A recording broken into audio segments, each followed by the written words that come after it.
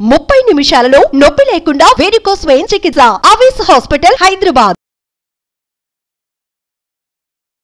నమస్తే రమగారు. నమస్తే జయ. విక్రమ్ బేతాల కథ ఒకటి చెప్పుకుందామండి. పట్టువదలని విక్రమార్కుడు మళ్ళీ వెనక్కి నడిచాడు, చెట్టెక్కాడు, కళేబరాన్ని భుజం మీద వేసుకున్నాడు, నడుస్తున్నాడు. కళేబరాన్ని ఆశ్రయించుకుని ఉన్న భేతాళుడు ఒక కొత్త కథ చెప్పడం మొదలుపెట్టాడు. పూర్వం ఒక పల్లెటూరులో ఒక విరూపాక్షుడు అని ఒక ముసలాయన ఉండేవాడు. పిల్లా జల్లా లేరు, ఒంటరిగా ఉండేవాడు. అయితే పరమ కోపిష్టివాడు ఆయన. ఊళ్ళో వాళ్ళకి సహాయంగానే ఉండేవాడు. కోపిష్టివాడు కానీ ఊరి డెవలప్మెంట్కి డబ్బిచ్చేవాడు, అన్ని రకాలు. కాకపోతే పని వాళ్ళతో పరమధూర్తుడు. వాళ్ళ ఇంట్లో ఏ పని వాళ్ళు ఉండేవాళ్ళు కాదు. ఎవరు చేరినా వాళ్ళని ఏదైనా పెట్టి కొట్టేసేవాడు, తిట్టిపోసేవాడు, సనిగేవాడు. కొన్నాళ్ళకి ఈయన కొంచెం జబ్బు చేసింది. ఊళ్ళో వాళ్ళంతా అయ్యో అయ్యో ముసలివాడు వృద్ధుడు ఒకడే అయిపోయాడు, ఎవరు ఉండేవాళ్ళు లేరు, పని వాళ్ళు ఎవరు ఉండట్లేదని ఆ ఊరు ఈ ఊరు వెతికి ఎవడో కుర్రాడు రాంభద్రుడు అని ఒకడు ఆ ఊరు పొట్ట పోసుకోవడానికి వస్తే వాడు కొంచెం దిట్టంగా ఉన్నాడు, బుద్ధిమంతుడు, కామ్గా ఉన్నాడని వాడిని పట్టుకున్నారు ఊరు పెద్దలు. ఒరే పొండ్రి, మన ఈయన దగ్గర విరూపాక్షుడి దగ్గర పని చేయాలరా, పెద్ద జీతం ఇస్తాం, ఎక్కువ జీతం, మరి మేమే మాట్లాడి పెడతాం, కాస్త ఓపికగా ఉండు ఆయన ఉన్నన్నాళ్ళు అని వాడిని ఉంచారు. ఉంచితే ఈయన తెగ తిట్టిపోసేవాడు, చేతికి ఏదంటే అది విసిరేసేవాడు. కాస్త తేడా వస్తే ఒప్పుకునేవాడు కాదు, వంగిపోయి ఉండేవాడు. ఆ మంది ఇవ్వడం ఒక నిమిషం ముందు ఇచ్చినా తిట్టేవాడు, తర్వాత ఇచ్చినా తిట్టేవాడు. అన్నంలో ఓ చిటికి ఉప్పు తక్కువైనా తిట్టేవాడు, ఎక్కువైనా తిట్టేవాడు. నుంచుంటే నుంచున్నావనేవాడు, కూర్చుంటే కూర్చున్నావనేవాడు.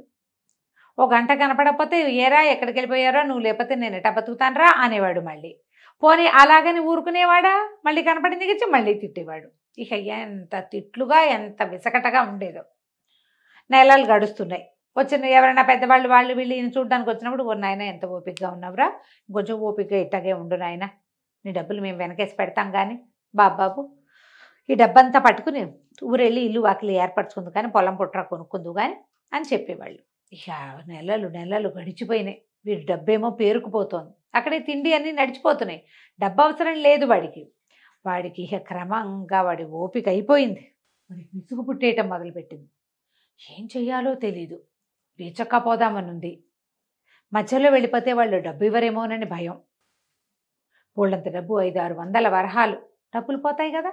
2 రోజులు చాలా విసుగు పుట్టింది అనుకో, 3వ రోజున ఎవరో ఊరి పెద్ద కారణం గారో మున్సబ్ గారో వచ్చి ఓ పండో ఫలమో పౌచుకొచ్చి ఈయన చూసి ఆ 2 పళ్ళు వీడి చేతిలో పెట్టి, మా నాయన బంగారు తండ్రి, నువ్వు ఎంత మంచివాడివిరా, ఈయన భరిస్తున్నావు, 4 రోజులు ఓపిక పడితే సరిపోతుందంటే మళ్ళీ సర్దుకునేవాడు.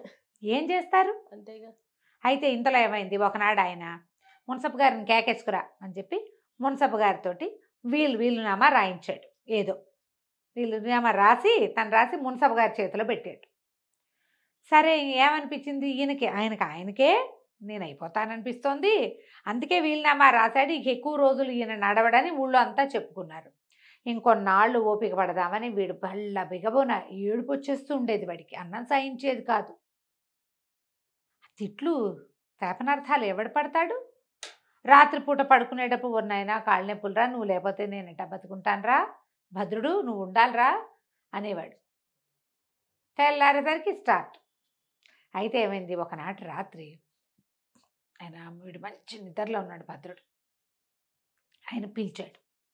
వీడు పగలల్లా ఏం తిరుగున్నాడు, ఆ పూట ఇల్లు సర్దాడో వాకిలు సర్దాడో వాడికి సత్తా లేకపోయింది. లేకపోయేసరికి ఏం చేశాడు, పక్కనున్న మంచినీళ్ళు చెంబెత్తి వాడి మొహాన్ని విసిరుకొట్టాడు. చెంబేడి నీళ్ళు ఒంటి మీద పడ్డాయి, చెంబు వచ్చి మూతికి తగిలింది. అయ్యో, పడేసరికి ఒళ్ళు మండిపోయింది వాడికి.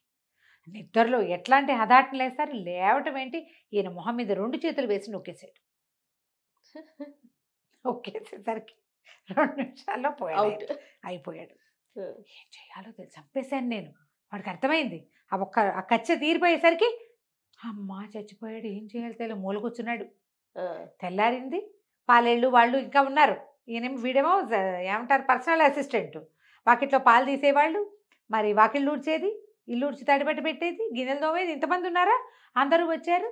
అయ్యగారు లేవలేదురా ఏమిటని చూసి, అయ్యో ఇంకేం చిన్న వెధవ, వీడికేం తెలుసు, ఈయన ఎప్పుడో చచ్చిపోయాడు, పాపం పిచ్చి వెధవ, వాడు ఇంకా అయ్యగారు బతికే ఉన్నాడు అనుకుంటున్నాడు అని చెప్పి కేకలు పెట్టి అందరినీ పిలుచుకొచ్చారు. ఊళ్ళో వాళ్ళంతా అబ్బాబ్బా ఎంత ఓపిక, బంగారు తండ్రి వీడు, ఆయన సహజంగానే చచ్చిపోయాడు అనుకున్నారు, కానీ వీడేదో చేసి ఉంటాడని వాళ్ళు అనుకోవాలి. అసలు ఎక్స్పెక్ట్ చేసి ఉంటారు. వీడు రాక్షసుడు, ఈయన కాల్చుకు తినేసాడు ఆ పిల్లాడిని, వీడు కాబట్టి ఉన్నాడండి అంటుంది వంట మనిషి. ఆ పాలు తీసేవాడు అంటాడు, నా కొడుకు అయితే ఎప్పుడో నెత్తి పగలగొట్టి పారిపోయేవాడండి, అందుకే వాడిని పెట్టడానికి భయపడ్డాను, వీడు ఎంత బంగారు కొండండి, ఏ జన్మలో వీడు ఆయన కొడుకు అయి ఉంటాడు వీడు, అందుకే వాడు ఉన్నాడండి అంటాడు పాలవాడు. ఊళ్ళో పెద్ద మనుషులు వచ్చి మేము ఎవరికో చూసాం కాదు, వీడు చాలా మంచివాడు, ఆయన అసలు మనుషులు ఉన్నారని కూడా చూడు, ఎంత తిట్టేవాడో, వీడు బిక్క చచ్చిపోయి ఉన్నాడు, తనే చంపేశానన్న అపరాధ భావంతో చచ్చిపోతున్నాడు వాడు. వీళ్ళందరూ ఆయన్ని తిడుతూ ఉంటే వీడికి ఏం చేయాలి, ఎబ్బే ఆయన అట్లాంటి వాడేం కాదు, ఆయన మనసు చాలా మంచిది అని వీడే చెప్పుకోవటం మొదలుపెట్టాడు. ఇక మరేం చేస్తాడు?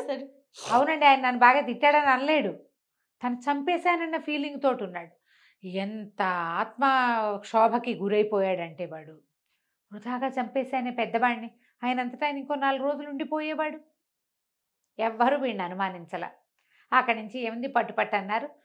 వీడు బికమొహం వేసుకుని కూర్చుంటే అయ్యో ఇన్నాళ్ళు ఉన్నాడు, 2 ఏళ్ళు 2.5 ఏళ్ళ నుంచి దిగులు పడుతున్నాడు. పిల్ల వెధవ, చిన్న వెధవ కదా, 10 ఏళ్ళన్నా లేవు వాడికి, ఆ వయసుకు దిగులు సహజం కాదు. నాన్నో తాతో పోయారంటే బెంగ పెట్టుకోరా పిల్లలు, అట్లాగానే అందరు ప్రతివాడు వాడిని బోదార్చి పోతే పోయాడు పాపిష్టి కొడుకు, వదిలేడు ఇప్పటికైనా నిన్ను, అలా అని మాట్లాడారు కొంతమంది. పోన్లేరా నీ చెర విదిలింది ఇప్పటికీ, ఏ జన్మానో రుణాన్ని పడి నువ్వు ఇక్కడ చేరావు, వాళ్ళు ఇచ్చే డబ్బులు ఏం చేత అని ఇట్లా. సరే సాయంత్రానికి దహనం అయిపోయింది. 3వ రోజుకు ఏదో 5వ రోజుకో దినాలు అవి చేసేసాక అప్పుడు ఆయన ఏం చేశాడు, మున్సబ్ గారు వచ్చి, నేను పేరేంటో మర్చిపోయామే, మనం విరూపాక్షయ్య కాదు అలాంటిదే పేరు మర్చిపోయాను చూసావా నేను, ఈయన విల్లు రాశాడు ముసలాయన అని చెప్పి విల్లు తీసి చదివితే యావదాస్తే రాంభద్రుడి పేరు మీద రాసేసాడు ఆయన. వీడు చిచ్చి నాకొద్దు ఇది అని అందామనిపించింది వాడికి. ఆస్తి అంతా ఎవరికైనా దాన ధర్మాలు చేసేద్దామని ఉంది. నేను చంపేశాను ఆయన్ని, ఆయనేమో పాపం మంచివాడు, నా పేరుతో ఆస్తి కూడా రాశాడు. ఇప్పుడు కాదు ఆయన రాసింది, ఇప్పుడు 6 నెలలు అయింది, 6 months బ్యాక్ రాశాడు. 6 నెలల క్రితం నాకు ఆస్తి ఇవ్వాలన్న ఉద్దేశంతో కాగితం రాసి వీళ్ళ చేతిలో పెడితే నేను చంపేశానా? ఆయన చంపి ఆయన ఆస్తి తీసుకోవచ్చా? వీడికి పిచ్చ చిత్తక్షోభ, ఆత్మక్షోభ. నాకు వద్దండి అంటానికి భయం, నేనే చంపేశాను అని చెప్పలేడు, ఎలా చెప్తాడు? సరే తీసుకుని అందరికీ దాన ధర్మాలు చేస్తాము అనుకున్నాడు. ఊళ్ళో వాళ్ళంతా సాహో సాహో అన్నారు, ఎంత మంచివాడు విరూపాక్షయ్య, చాలా మంచివాడు, అందుకని తనకు సేవ చేసి చివరిదాకా కాచి కాపాడిన వాడికి ఆస్తంతా కట్టిపెట్టాడు. వీడు మంచివాడు, వీడు పెద్ద మనిషిగా ఉండవలసిన వాడు, వీడు చాలా బుద్ధిమంతుడు కదా. ఇంకో పిల్లాడైతే 20-25 ఏళ్ళ వాడు ఇంత బుద్ధిగా ఇంత సహనంగా ఓపికగా ఉంటారా? ఆ తిట్లకి ఆ శాపనార్థాలకిను ఇట్లా మాట్లాడారు. వీడేం చేశాడు, కొద్ది రోజులు కామ్గా ఉన్నాడు. సంవత్సరం తిరిగేసరికి పెళ్లి చేసుకుని చక్కగా పొలం పుట్ర అన్నీ సంభాళించుకుంటూ ఆ ఊళ్ళో ఈయన వారసుడుగా చక్కగా స్థిరపడ్డాడు. ఇప్పుడు కథ అయిపోయింది. మన బేతాళుడు అడుగుతున్నాడు, వాడు తనే చంపేశానన్న ఆత్మక్షోభతోటి ఉన్నాడు.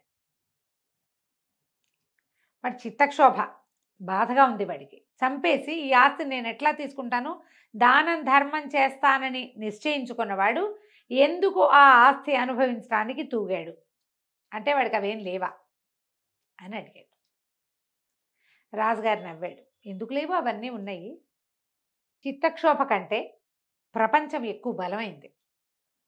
వాడికి ఒక తాత్కాలికంగా తనకు చెయ్యేసి ఆయన మొహం మూసినంత మాత్రాన చనిపోయాడని వాడు అనుకున్నాడు, కానీ ఆయన అంతకంటే చాలా బతికే అవకాశం ఆయనకేం లేదు. ఇంకో 3-4 రోజులు ఉండేవాడు అంతే. తన వల్ల ఈ పొరపాటు జరిగింది. ప్రపంచం అంతా ఏం చెప్పింది, నువ్వు చేసిన సేవ వల్లే ఆయన ఇన్నాళ్ళు బతికున్నాడు. అవును, ఈ 2.5 ఏళ్ళ నుంచి ఆయన బతికి పట్టగట్టాడంటే నువ్వు వీడు చేశాడు కాబట్టి బతికున్నాడు, వీడు సేవించి ఆయన్ని పంపించాడని ప్రపంచమంతా వీడి తాలూకు చిత్తక్షోభను పోగొట్టేసింది. నీ తప్పేం లేదు, నీ పొరపాటు ఏం లేదు, ఈ ఆస్తిని నువ్వు అనుభవించడానికి అర్హుడివి, యోగ్యుడివి, నీకు అన్ని విధాలను యోగ్యత ఉందని ప్రపంచం వాడికి సొసైటీ తెలియజేసింది. ఆత్మ కంటే సొసైటీ చాలా గొప్పది. వాడు సొసైటీ మాట విని మెల్లిగా తన తాలూకు మనసును సర్దుకుని ఆయన తాను అనుభవించాలని భావించి 6 నెలల క్రితమే, మరణానికి 6 నెలల క్రితమే రాసి ఇచ్చినటువంటి ఆస్తిని వాడు అనుభవించడం మొదలుపెట్టాడు. అందులో తప్పేం లేదని చెప్పాడు. బేతాళుడికి నచ్చింది సమాధానం, కరెక్టే కదా. అంతే. వెంటనే ఏమన్నాడంటే, కానీ నువ్వు మౌనభంగం చేసావు కదా, నేను వెళ్ళిపోతున్నానని మళ్ళీ శవంతో సహా చెట్టెక్కాడు. బేతాళుడు చెట్టెక్కాడు. మన రాజుగారు మళ్ళీ వెనక్కి నడక మొదలుపెట్టాడు. కథ కంచికి మనం ఇంటికి. రైట్. నమస్తే రమ్య. నమస్తే. సుమన్ టీవీలో మీ పర్సనల్ అండ్ బిజినెస్ ప్రమోషన్స్ కోసం కింది నెంబర్కి కాంటాక్ట్ చేయండి.